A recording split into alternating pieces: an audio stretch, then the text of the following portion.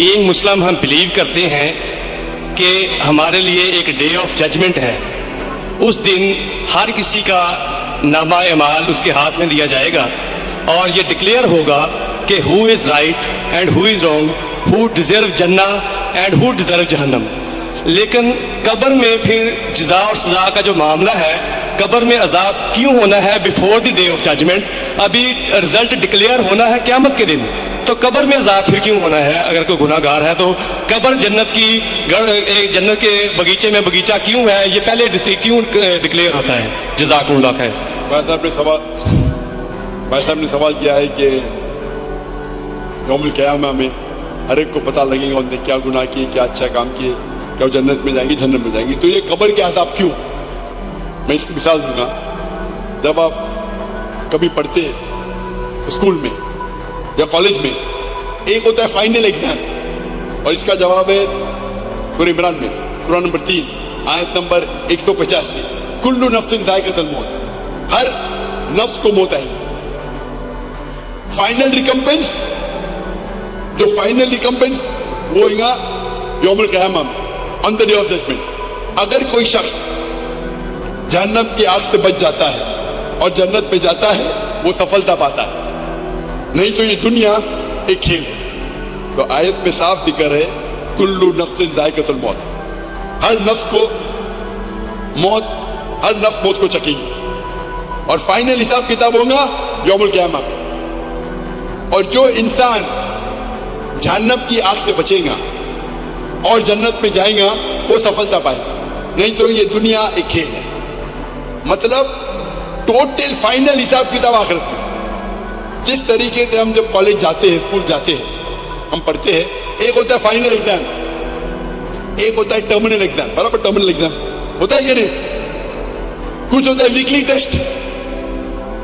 تو جب بھی آپ کوئی بھی چیز اچھا یا برا کرتے ہیں, آپ کو اس کا پنشمنٹ, اس کے جو سزا یا جزا, آپ اچھا کام کیے اس کا جزا یا برا کام کیے اس کی سزا 3 جگہ مل سکتی ہے. ایک دنیا میں, دوسری برزخ میں اور ایک آخرت میں. 3. آپ نے کچھ غلط کیے, اللہ تعالیٰ دنیا میں آپ کو سزا دے سکتا ہے. آپ نے اچھا کام کیے, یہ دنیا میں ریوارڈ دے سکتا ہے.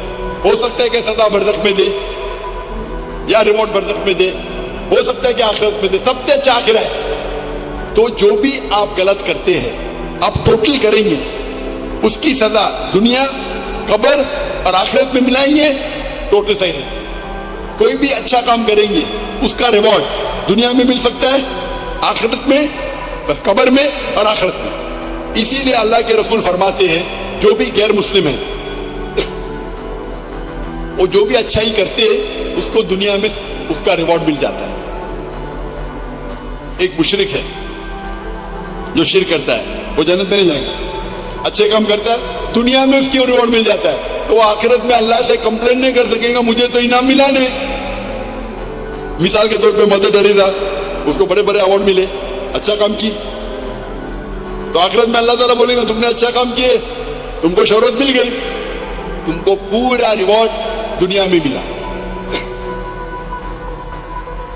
جو غلط کام کیے ہو سکتا ہے کہ تھوڑی سزا یہاں نہیں بھی ملے. کتنے لوگ ہیں جو بڑے بڑے اسمگلر ہیں, ڈاکو ہیں, اپنی زندگی اچھے عیش و آرام سے دنیا میں بتاتے ہیں. اللہ تعالیٰ بولا چلو ان کو سزا یہاں نہیں دوں گا, قبر میں دوں گا اور آخرت میں دوں گا, یا صرف آخرت میں دوں گا. تو وہ سمجھتا ہے کہ ارے میں تو بہت تیر مارا, غلط کام کیا, مشرک ہے, ڈاکہ ڈالا, لوگ کا قتل کیا, دنیا میں کچھ نہ اس کو پنشمنٹ ملی. پنشمنٹ مل سکتی ہے قبر میں اور آخرت میں. تو یہ کہنا کہ آخرت میں پنشمنٹ ملیں گی تو قبر میں کیوں مل رہی ہے, آپ ٹوٹل کریں گے تو صحیح رہے گی. ہو سکتا ہے کہ پارٹ آپ کو دنیا میں ملی, پارٹ سزا آپ کو قبر میں ملی, باقی کی ملیں گی آخرت میں. ہو سکتا ہے کہ دنیا میں آپ کو سزا ملی نہیں جو غلط کام کیا آپ نے, ہو سکتا ہے قبر میں بھی نہیں ملی تو پوری ملیں گی آخرت میں. تو ٹوٹل صحیح ہے یہ. ہاں لیکن ڈبل سزا نہیں ملیں گی. ڈبل مطلب آپ کو ملنا چاہیے 100 پوائنٹ کی سزا, ہو سکتا ہے کہ 2 پوائنٹ دنیا میں ملیں گا, 8 پوائنٹ قبر میں, 90 پوائنٹ آخرت میں.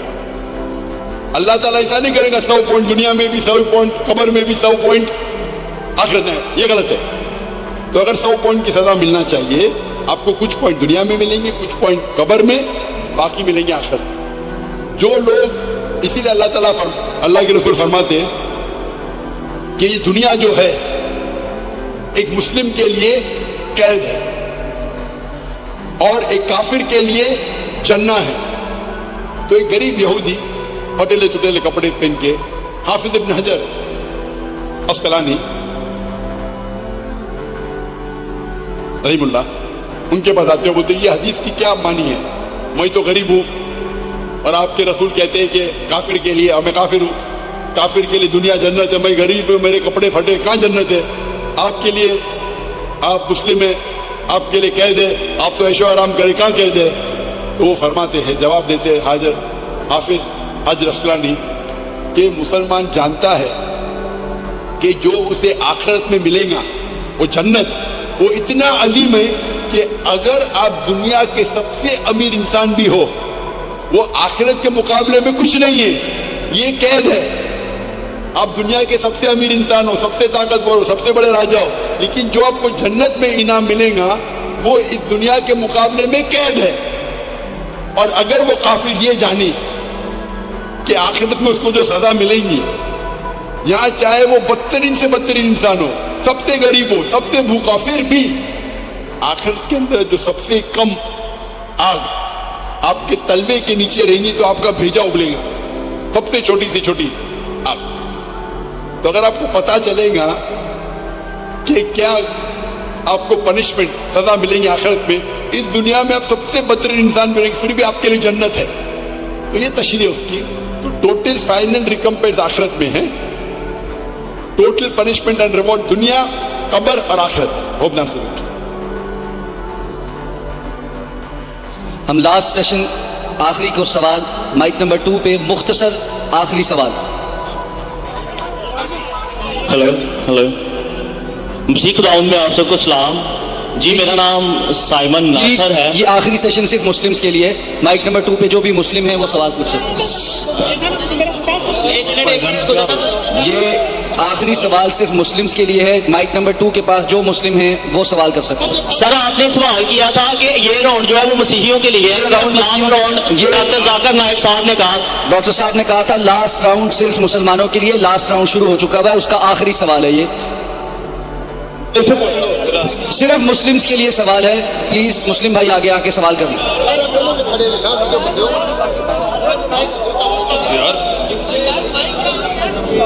سر میں مسلم ہوں, مجھے ایک سلام پہنچانا. بھائی سوال کرنے والا بھائی آگے ہے, سلام پہنچانے والا بھائی آگے نہ ہے. میرا ایک سلام پہنچانا ہے. جی السلام علیکم, میرا نام حیدر گل فہام ہے اور میں دین حق کا طالب علم ہوں. میرا ڈاکٹر صاحب سے مختصر سوال یہ ہے کہ آج کے دور میں بہترین جہاد کون سا ہے؟ ایک سلام پہنچانا ہے. مائک بند کر دیجیے, جی مائک بند کر دیجیے. جیسے میں نے کہا تھا کہ آخری راؤنڈ صرف مسلمانوں کے ہوگا, اور جو سوال پوچھنا چاہتے تھے اس نے پوچھ چکا تھا. سائمن پہلے سوال پوچھ چکا ہے تو اس کو موقع دیا گیا ہے, اور اکثر سوالات غیر مسلم نے پوچھے, تو یہ آخری راؤنڈ ہے اور یہ آخری سوال ہے. بھائی صاحب نے پوچھا کہ آج کی تاریخ میں سب سے بہترین جہاد کیا ہے؟ آج کی تاریخ میں سب سے ہم دیکھتے ہیں معاشرے میں, ہمارے معاشرے میں ٹیکنالوجی بڑھ چکی ہے, سوشل میڈیا آ چکا ہے, کئی فتنے آ چکے. سب سے بہترین جہاد ہے جہاد اپنے نفس کے ساتھ, اپنی نفس کے ساتھ جہاد کرنا ایک عظیم جہاد ہے. ہم دیکھتے ہیں کہ ٹیکنالوجی بڑھ رہی ہے, سائنس بڑھ رہی ہے, کتنے چیزیں ہم کو سوشل میڈیا پہ آ رہی ہے, اور کئی بار مسلمان بھٹکتے ہیں اور قرآن اور حدیث پہ عمل نہیں کرتے. ہمارا جہاد ہونا چاہیے کہ ہم قرآن اور مجید کے نزدیک آئے, قرآن اور مجید کے تعلیمات پہ عمل کریں. تو میرے نزدیک آج کی تاریخ میں سب سے بہترین جہاد یہ ہے کہ قرآن اور مجید کے تعلیمات پہ عمل کریں.